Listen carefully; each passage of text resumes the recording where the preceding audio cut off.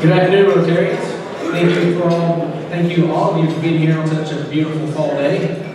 Got a great program for you today, but we're going to start with Larry. What do we have today, Larry? Guess what we're going to sing today? In addition to the national anthem. Baylor line. That's it. Everybody stand up. We're going to show these 5 Baylor people how the Rotary Club sings good old Baylor line. That good old Baylor line, that good old Baylor line, will march forever down the years as long as stars shall shine. We'll fling our green and gold afar to light the waves of time and guide us as we onward go. That good old Baylor line. Hey, sticks and bears. Our national anthem. Look this way. This way. We got to tell you, Baylor people, always set the flag up on the left. Our national anthem. Oh, say, can you see by the dawn's early light what so proudly we hail at the twilight's last gleaming, whose sun shines and bright stars through the perilous fight? O'er the ramparts we watch were so gallantly streaming, and the rockets red glare, the mufflers singing in air, gave proof through the night that our flag was still there. Oh, save us that star-spangled banner yet wave, o'er the land of the free and the home of the brave. I pledge allegiance to the flag of the United States of America and to the republic for which it stands, one nation under God, indivisible, with liberty and justice for all. Would you please stay standing? Russell will give an invocation.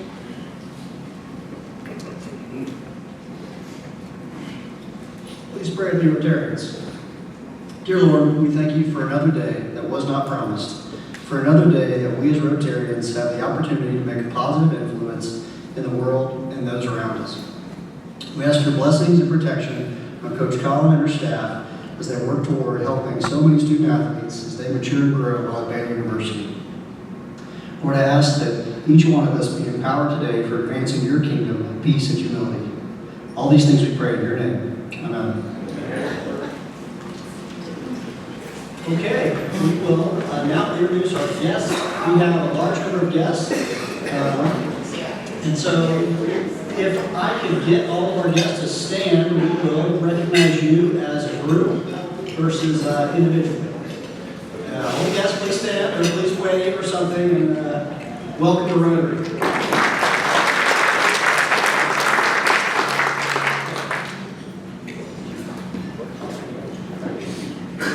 All right, now we have Allison Sorley who will introduce our student guest from Axtell High School.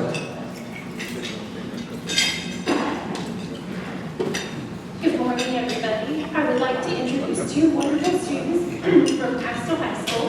We have Rachel Williams. Her parents are Colonel Ben Williams, and her mother, Trish Williams, is a nurse with siblings Tom and Elizabeth Williams. Get ready for her school activities. This is awesome.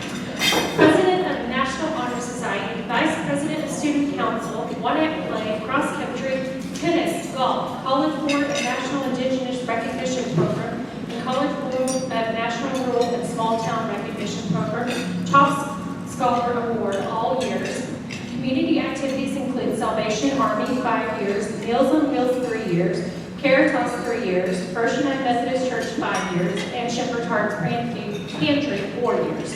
Her future plans are to major in government at the University of Texas at Austin with a minor in international relations and global studies. I can't wait for y'all to hear what she wants to do. And she was sent today by Counselor Miss Ashley Harden.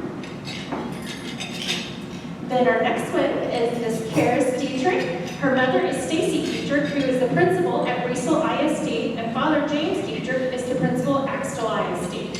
Her school activities include varsity girls cross country, varsity girls track and field, National Honor Society member, student council president, Fellowship of Christian Athletes leader, and Future Farmers of America member.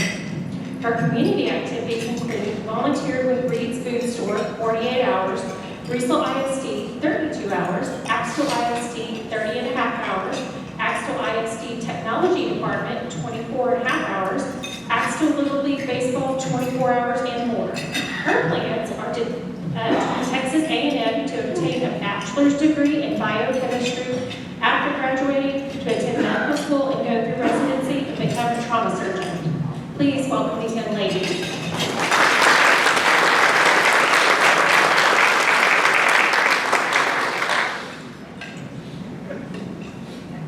Okay, Miss Rachel, let's hear about what your plans are.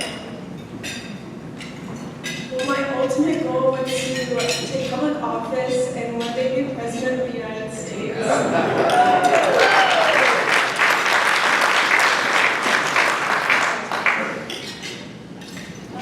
My end goal is to become a trauma surgeon, hopefully at one of the hospitals, maybe in Chicago or somewhere like that, that meets it with others.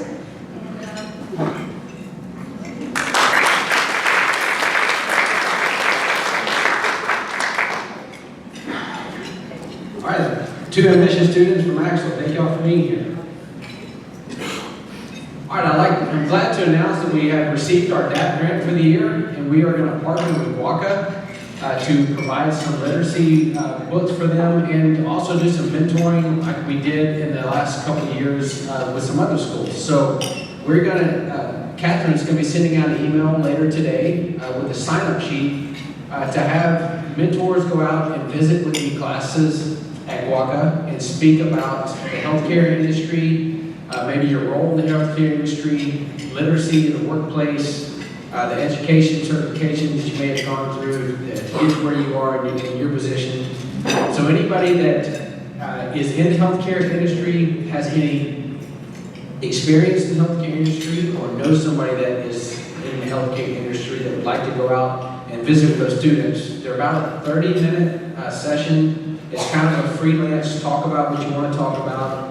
And according to Jim, we're going to be able to impact over 250 students in this project. So I want to thank Jim for his hard work on this, getting the DAP grant together, working with Ms. Rambo at Waco. I'm really excited about this, and I hope that you guys will all participate the way we've done in the past.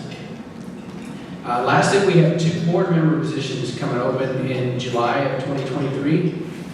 Being a board member is a great way to engage in Rotary and help drive our club in the direction of our club. So if you're interested in being a board member, please send your information to Catherine or myself, and we'll reach out to you and tell you about the details of that. All right, now I'll introduce John Morris. I want to say this so everybody here before. John has always been such a great supporter of Rotary and taking the time out of his day to come out, not just to introduce our guests, but to do the interview and to play it back and forth. And we really appreciate all that J-Mo does for us. I just kind of want to give you a round of applause before you come on. J-Mo.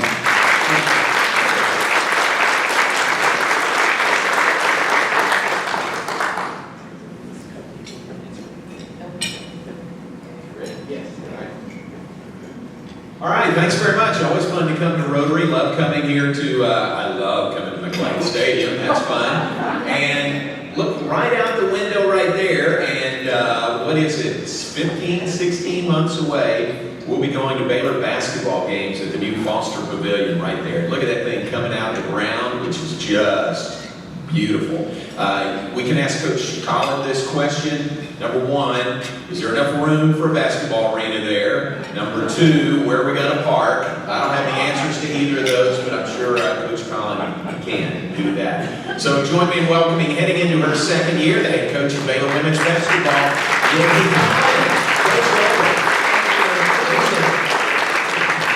Let's introduce Michael Mata, who is here, assistant AD for basketball operations. Michael, stand up.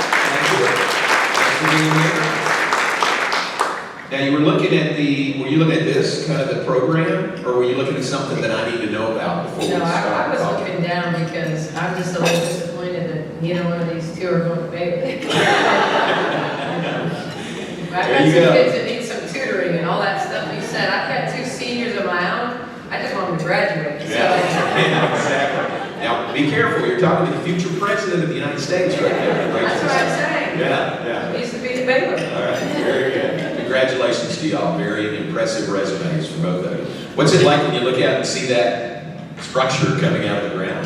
You know, it's crazy because it's amazing how quickly it went from a dirt patch to really feeling like something's happening. You know, it's one thing when they're moving dirt, but when you start to see the beams, it feels real. And the crazy part is we've seen these drawings, and pretty soon there'll be catamarans on the brazos and all these things because basically the pictures of it make it look like we're Turks and Caicos, you know.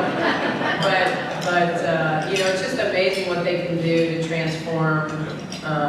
You know, just basically a piece of dirt over there. So it's exciting. It's definitely exciting. Now, Larry Holsey would know this story. A lot of you longtime Wacoans would know this story. But going back to the tornado of '53, which everybody talks about, when they cleared that out, they put all the trash on the sides of the river here. So when you build anywhere on either side of the river, it costs more and it takes more time to make sure it's stable. Well, I can tell you this trash story. I don't know if this is a good story, but so when we have recruits, we usually go from the bank, the marina on campus, and we'll get Waco tours for someone to take us on a pontoon, and we'll do a little river tour. We always go by the site because we're constantly talking about the pavilion with recruits. And then we circle back and drop off at the stadium, and we like to talk about sailgating and all that we're one of 3 schools. The football stadium's on the river. Well, the last time we took a boat out with a recruit, I literally was like, turn it around, turn it around, turn it around. It was after we had a ton of rain, and it's something about how the dam works, literally right there is where all the debris catches. And all I'm thinking is, oh my Lord, oh my Lord. Like, we look like we're in a, trash, it was bad. So, you gotta know when to go down the river. That's good. So let's hope that most of the time when we're looking, the view is good out that window. Yeah, after heavy rains. After heavy rains, it's not the time when the river's up. Very good. Well, you've got an exhibition game in 2 days, Thursday. 2 days. Are you ready? How's practice gone so far? You know, it's been a little up and down. We're a little banged up right now. And you know, because of that, we've got some players playing a little out of position right now. But at least being banged up with 13 people on the roster, we could still field the team. If we were this banged up a year ago, we would have been asking if we could get a scout guy cleared for participation. So they've worked really, really hard. You know, when over half your team is brand new and they're 3 freshmen, a junior college, 2 juniors, a senior, a 5th-year senior. You've got players coming in from a lot of different programs, and you're teaching a new system, new concepts, new terminology. It just takes some time. And I think the one thing about this group is we don't have an effort problem. They want to compete, they want to get better. On their day off yesterday, we pretty much saw all of them in the office yesterday. So it's an eager group. I said this a year ago, don't judge us based off the first game. We'll get better, I promise.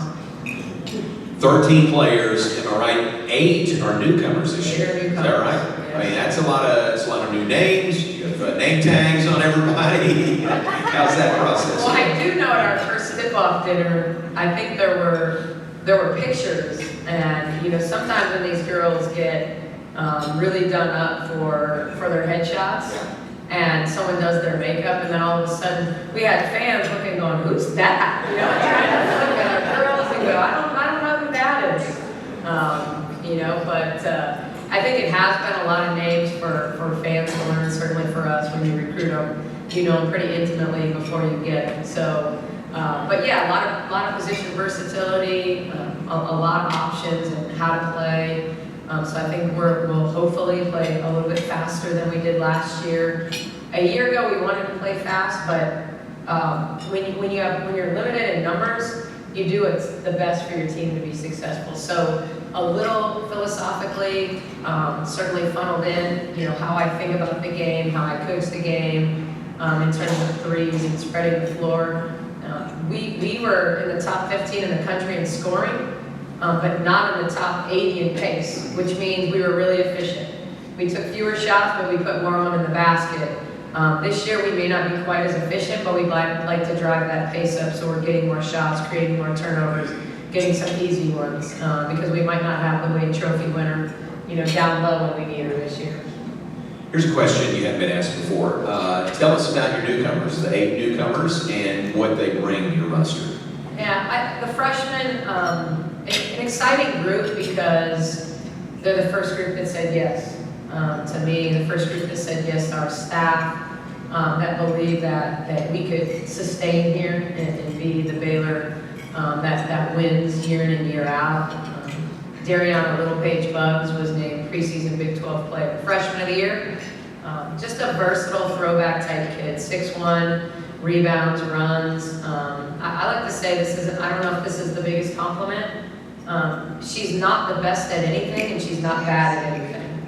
She just kind of does a little bit of everything. And so when the game ends, it's 8 points, it's 7 rebounds, it's a couple assists, it's a block. And she's just one of those kids that wants to make her teammates better and fill in wherever needed. Bella Fauntleroy is from Missouri. Both her parents played at Missouri State. It was Southwest Missouri back then, but both had successful basketball careers, and a valedictorian kind of kid who can really shoot the basketball. So Bella and Dariana are both 6'1", but Bella plays more on the perimeter. Dariana plays more inside right now. And then our third freshman, Kyla Abraham. Raise your hand if you know what the Queen Egbo is. Okay, if you know who Queen Egbo is, you're not going to be surprised when you look on the floor. You're going to find Kyla pretty quickly. She's kind of built a lot like Queen, has some of Queen's bad habits already, and hopefully over time we develop and get some of the bad habits out and get all the good parts of Queen that we got this past year. But a really good athlete, a lot of upside, has a lot of skill development to do, but I think long term is going to be a really special player. We also signed early last year an All-American junior college player. She's Brazilian. She played at Eastern Arizona. She was one of the top 3 junior college players in the country, Katarina, and she's just a straight line driver, electric off the bounce. In our first scrimmage, her first basket doesn't count, but in my mind, her first basket as a Bear was highlight film material, Euro step, kind of loop-de-doo. I mean, she just really can play off the bounce, a lot longer than any of the guards we had a year ago, so can provide a little more size at the 2 or the 3. And then our transfers, we signed 4 transfers, all Power 5 transfers. Asia Blackwell was kind of the headliner in the class, all conference in the SEC, led the nation in rebounding, put 25 on us when we played them a year ago. And just someone that's going to help us with rebounding, aggressive, scoring mentality, tough-minded, never going to shy away from diving on the floor on a loose ball. So just kind of brings that toughness element. Dre Edwards hit the game winner for Kentucky against South Carolina to upset South Carolina and win Kentucky their first SEC tournament championship. I think in maybe their first ever tournament championship and their only championship in the last 40 years of women's basketball. Dre's a 4.44 transfer. That means she started, she was Pac-12 Freshman of the Year at Utah. She transferred to Kentucky, then she transferred here. And nobody wants to know about this, but there's a lot of eligibility ramifications when you transfer twice. So still working through a lot of stuff, so you will not see her on the court, probably any of this first semester for sure. But a player that just does a little bit of everything well. She can shoot it, she can pass it. She's probably a little better shooting version of Caitlin Bickle in terms of her ability to play inside and out. And then Erica Porter, Illinois transfer. She's just an energy kid. Not the best shooter, not the best ball handler, but she's going to run, she's going to post, she's going to rebound, she's going to block shots. Just really an energy player that plays really hard. Last but not least, our Stanford transfer, Jana Van Guytenbeek. a little Jordan Lewis-like in terms of her ability to play on the ball or off the ball because she shoots it so well. But someone you guys are going to love watching play because there are kids that are in shape and then there's Jana. We had to check heart rate monitors for weeks thinking that hers wasn't working because we just can't drive her heart rate up. She's just in that good a shape. So opposite ends of the spectrum to some of our players, but it's just trying to get them to understand that she may not be the best player in the first 5 minutes, but when everybody else is tired, she hasn't broken a sweat yet. So the thing I love right now most about her. So Jana transferred from Stanford to Baylor. Did everything transfer okay? We're very elite here at Baylor. We were challenging her on some of her past fail credits. But yeah, so we definitely are proud of our Baylor degree because we're definitely challenging a lot of her transfer credits coming in. There you go. She's doing pretty well though in her Okay. classes between summer and fall. So she's, I think, gonna make it at Baylor. Moving up to Baylor academically and otherwise. What about how's the chemistry? I mean, that's got to be a big part of preseason practice for you in this exhibition game. Yeah, I think the great thing is when you have players like Jamie Asbury and Caitlin Bickle who are back for their 5th years and using their COVID year. Honestly, Caitlin's hurt right now, so she's going to be out for a little while, which is super disappointing because 2 weeks ago, before she got hurt, she looked like a first-team All-American, and I'm not exaggerating. She just was playing with so much confidence. But when you have 2 players that understand the game, can communicate the game, that aren't afraid to speak up, that helps you. When you have a point guard in Sarah Andrews, who was super disappointing to me that she wasn't up for the Nancy Lieberman Award, which is the award for the top point guard in the country.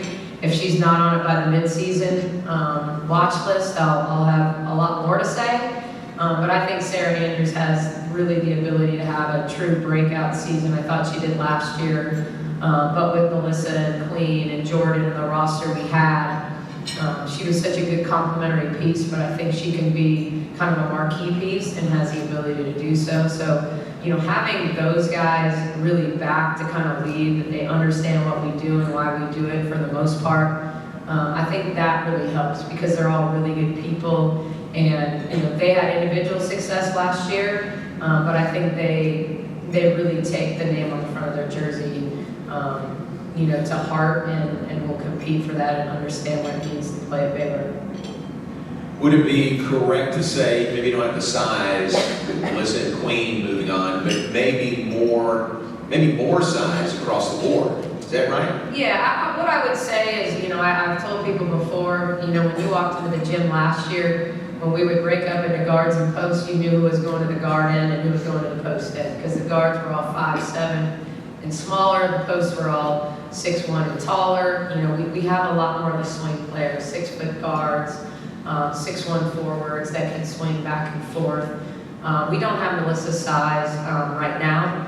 I don't know if anybody saw I can't really comment on signees because they're not signed yet, but we had a pretty productive last week in terms of the future at Baylor to add a little size to this program.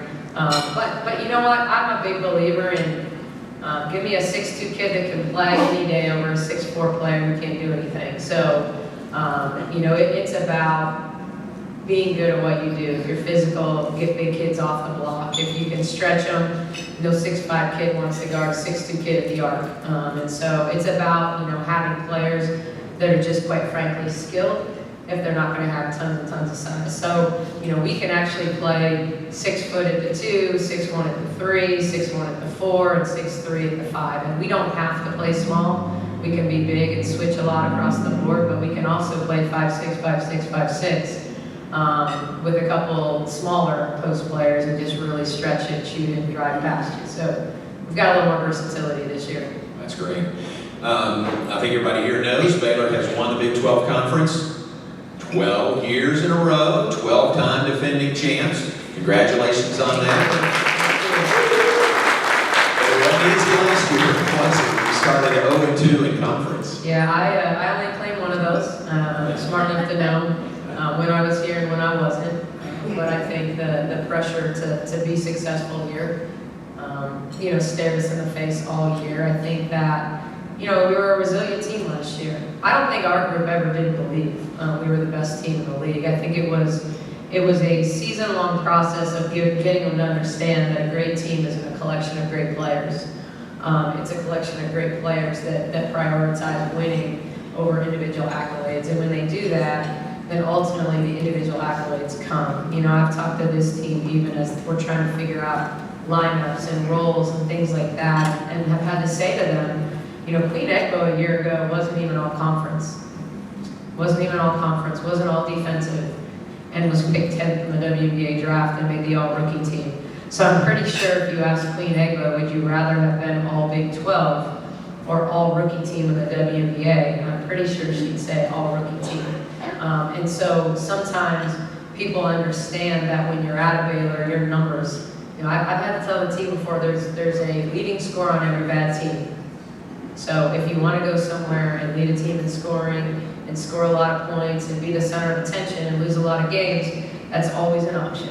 There's a lot of bad teams, but if you want to sacrifice self for team, the rewards are still going to come your way because the eyes are always on you. Whether it's national TV, whether it's opportunities that we get to play in classics that other teams don't get invited to. So, you have this ability to show what you do without having to say, I scored 20 points. And so, I think that's, the thing last year was really just us coming together and continuing to understand that when it all fell into place and they really understood what we were doing and how to do it well, by February, we were arguably, to me, one of the top 3 teams in the country. And, if Sarah Andrews doesn't break her hand, I just think we finish a little differently. She played, but, when you take one of your top 5 players and they're playing for 6 weeks with a broken hand, and they're not practicing, just so we can play in games, you just don't have the same consistency. And most of these guys, there comes a point in time in the WNBA or the NBA where guys don't practice and they just show up and play. They tend to be 35 years old and like people like LeBron James that don't need the repetition. But 18 to 22-year-olds, they need the repetition. They need the shots. They need to get hit off a ball screen. Like they need that to continue to stay confident in what they're good at. And so I think that really hurt us down the stretch. Here's a question I haven't had a chance to ask you yet. Ready? So 12 straight Big 12 championships, great history. You're picked 4th in the Big 12 this year. How does that sit with you? You know what? It's kind of funny. I've lived with the underdog role. I'm 5'5". People are usually like, "Wow, you're not very tall." And I think I'm not uncomfortable with the underdog role. I think if that gives this group a chip on their shoulders, sometimes players, for every intrinsically motivated player out there, there's probably 9 extrinsically motivated players. And so sometimes that carrot that you dangle, that little bit of an insult that helps you want to prove, helps you want to work a little harder to prove that people are wrong. I don't think it's any surprise when you look at what the teams that were chosen ahead of us have returning. This was a league where we lost the biggest chunk. Iowa State decided to run it back. Ashley Jones, as a 5th-year senior that came back, so their whole starting lineup is back. Oklahoma had a bit of a resurrection last year. They have 2 5th-year seniors. Taylor Robertson's going to basically blow the all-time 3-point NCAA record out of the water by the end of the year. Hopefully there's asterisks as time goes on because you shouldn't be in the same record book as people that only competed for 4 years. But when you think about what they have back, it's no shocker. I mean, I think Texas and us are in similar situations in terms of some key losses, some key additions. I don't know, we beat Texas 2 out of 3. You might want to reconsider Baylor last year. So, not going to run around saying horns down or be photographed doing it. But I think that it's not a shocker to me, just considering what everybody has back. And I really think it says a lot about our league. I know when I would say it last year, I'm sure there were a lot of fans that have watched Baylor dominate the Big 12 for the last 10, 12 years, and think, oh yeah, she's just saying that to sandbag or whatever. But the league, all the numbers said the league was the best it's been in 10 years. From teams that made the NCAA tournament to the net rating, which is our new RPI. If you listen to Scott talk once, you're going to hear him say it 100 times how good the Big 12 is on the men's side, and it's the #1 net league and this and that. The Big 12 was 3rd last year, and there were years that it wasn't even the 5th best. Sometimes the Big East was ahead of the Big 12, so it just means that the teams really rose up last year. Kansas returns everyone, it should be good as well, and so it's a good time to be in our league, especially with the new media rights deal. That's nice. Oh, yeah. What do you think about that? That's some big bucks there. Hey, I know that's all about football. I'm just along for the ride. But I know what it means long term for the success of our league. And when you're at a school like Baylor, like selling that your league matters is going to matter to those top 20 kids. I mean, we've had my staff has done an amazing job this fall. We've had, in the 24 class alone, we've had 10 of the top 20 kids, and we're not talking kids from Texas. We're talking North Carolina, Georgia, California. We've had 10 of the top 20 kids pay their own way to come unofficially visit us, and I think that says a lot about how they view Baylor. And when you're competing against the SEC, you're competing against these other leagues. It does matter that our league stays relevant, not just because Baylor's good. We know UConn women have survived in the midst of, not having other necessarily great sports around them, but I think it just goes a long way from our spiritual perspective to our academic perspective, and then you start adding a new facility, and it puts Baylor in a direct line competition with everyone right now. What's different for you in your second year here compared to, say, this time last year when you were about to start the season? From a coaching perspective, not a ton. I think every coach this time of year is a little uncertain, is a little worried you don't have enough things in, that you're not executing well enough, that you're going to look like a disaster when fans, come in the stands. I mean, we had a group, we opened our very first practice up to our tip-off club, and our girls missed their first 8 layups, and I'm like, what is wrong with you guys? And they're like, there's so many people here, and I'm like, well, there are going to be people here for the games.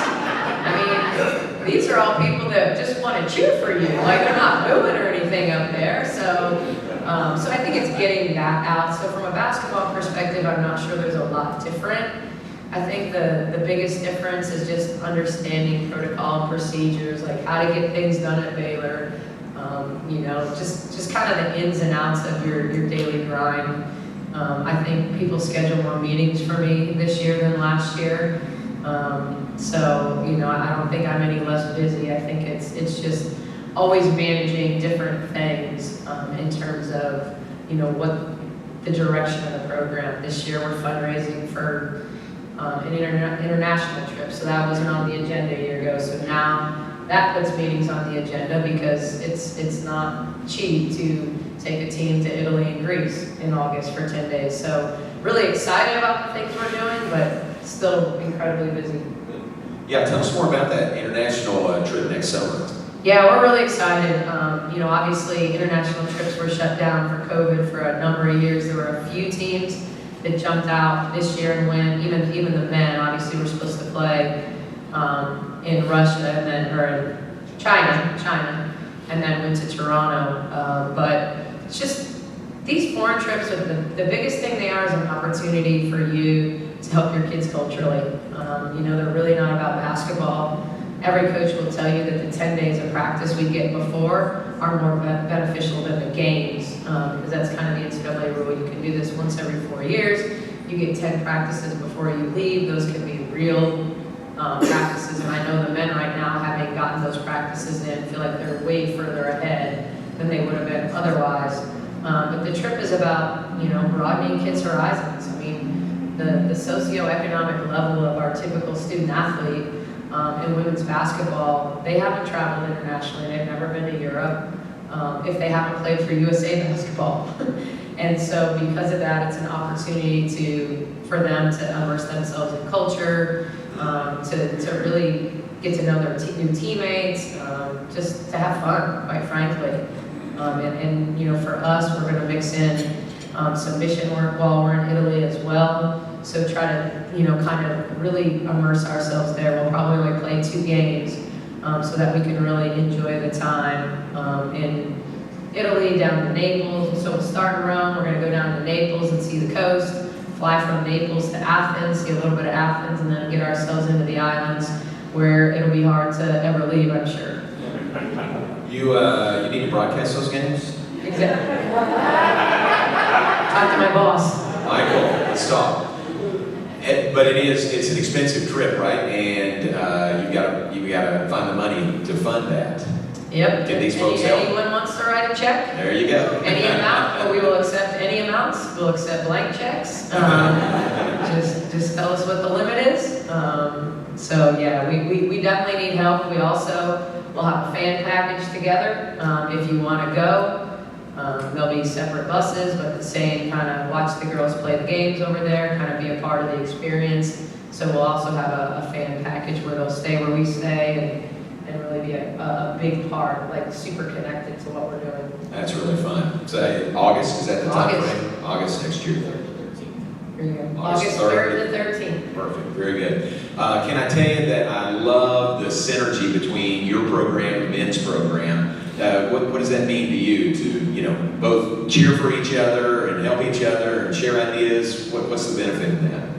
Oh, we lift together in the morning. Some of them, Scott's never in there. No, but you're there and he's not? Is that what you're saying? Scott's not there. No, it's great. I think, in this profession is really small. You get to know people, or you're connected to people that are connected to people. So I've not known Scott, knew more of him, but I just feel like he was so welcoming from the beginning. And if you don't want to grow in your profession, regardless of what it is, then you'll never get better. And I think the idea that there is, one of the first things he said to me is, how do you feel about my guys being fingerprinted for your gym and your girls being fingerprinted for our gym? Because that was just never a part of the past here. This idea that, hey, if something's going on in our gym, our girls can use theirs and vice versa. There are times, at 6 in the morning when I come in, sometimes there's men's players in our gym.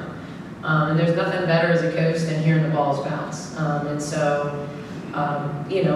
really, when I left the pros, a big part about coming back to college athletics was the camaraderie, was the general support at a bunch of different levels. I would say, like, when I was with the Dream in Atlanta, there were 6 million people in Atlanta, and probably 5.5 million of them didn't even know there was a WNBA team in Atlanta. So I certainly could walk down the street and no one knew who I was. Here in Waco, no matter what I look like at 10 o'clock at night in Walmart, someone wants a selfie with me or is judging what's going down the belt as I'm checking out. So I'm very careful. But it's about, it's being a part of college sports is about the dynamic of you not only have the support of the athletic department. Dr. Livingstone is an unbelievable leader at Baylor University, and having a female that played college basketball and is so entrenched in our program, her and Brad, and what we do and what they need to our program. So you have the university support, you have Waco and Central Texas, and just the whole alumni base. You feel prayed for, you feel loved on, and you feel appreciated, and that's a big part of what we sell to our student athletes as we're recruiting them, is this idea that it's really bigger than this team when it comes to Baylor.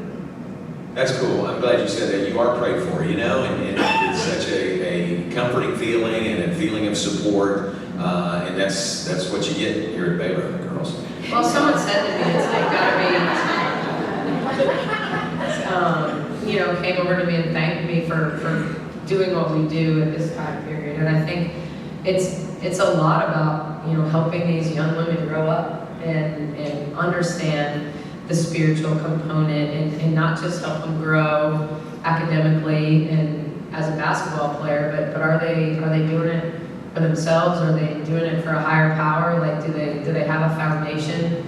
And I think that's, you know, that's what called me back to Baylor, in all honesty. It wasn't, people had asked me, like, are you trying to get back into college sports, or what were you, I didn't look to go to the WNBA, and I didn't look to leave the WNBA. For me, it was always about what opportunity am I the most passionate about, because, you know, I'm having this conversation with one of my players this last week.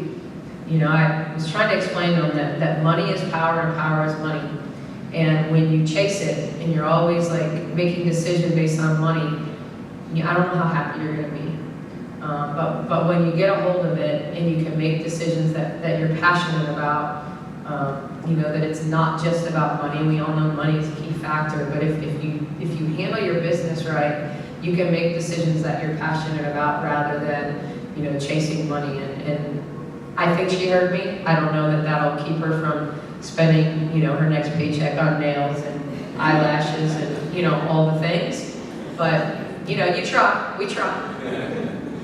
Okay, final thought to wrap things up. I think this group would be interested in an update on your family, and you said you had a couple of seniors, and tell everybody about Scout. Yeah. I'm surprised Scout didn't come with you today. He would have. Michael and I walked out the door. He was right there. He would have followed us. Yeah, that's our baby. It's kind of our team baby, quite frankly. Scout's 7 months old this next week. He's an Australian Labradoodle.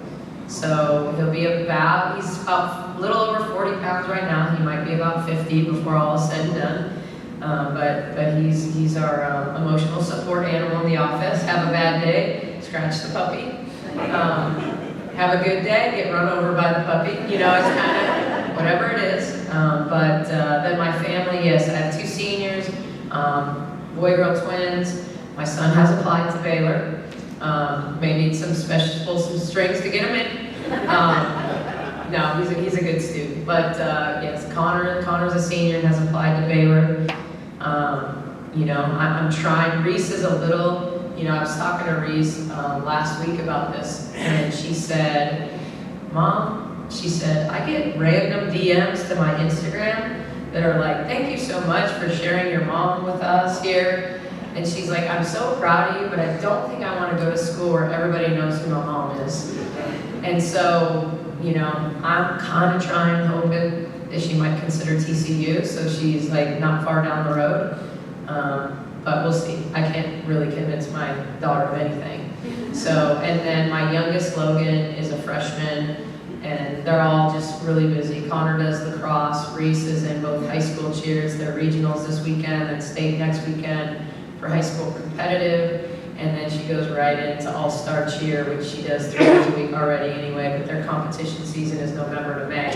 So she goes from one to the other. So she's involved in that. My youngest also is heavy into lacrosse. So she has tournaments in Baltimore this weekend, New Jersey the next, you know. So my son's actually coming in before we go on our Thanksgiving trip. So he'll be here to see a football game, see our game against Maryland, and then travel with the team to Fort Myers for our Thanksgiving trip, and then my whole family. I mean, and I'm talking like second cousins twice removed, like they're coming down to Fort Myers. So, especially at a time when there's no beach, you know, they're coming to watch basketball because you can't even really get on the beach in Fort Myers right now. Coach, thanks for your time. We appreciate it. Good luck starting the season. Thank you. Exhibition game comes up on Thursday. It's Thursday at 7 o'clock, and the regular season opener is Monday. So it is here. Monday is the start of the season. Tyler, thanks. Hey Jim, I want to tell you I had to listen to the West Virginia game on Sirius XM a couple weeks ago, and I had to listen to the home broadcast. I mean, it just was not the same without hearing your voice on the radio. I want to thank you for taking your time out of your day, J-Mo. Thank you, Coach Collen. I know you're busy right now. So excited to see what the season holds for us. If you don't have your season tickets yet, go get them, because I guarantee it's going to be a great season. I want to re-welcome our guests. Thank you all for being here today. I hope you enjoyed the meeting. Hope you'll come back and see us again. And I want to re-welcome our student guests from Axtell High School. When you get in that White House, don't forget about us here in Waco. So glad to have you. Our next meeting will be on Tuesday the 15th here in this room. We have a slight change to our program. It will be Tom Walk with the City of Waco Parks and Recreation Department. So if you will, please stand and join me in the four-way test. Is it the truth? Is it fair to all concerned? Will it be able to build better friendships? Will it be beneficial to all concerned? We are adjourned.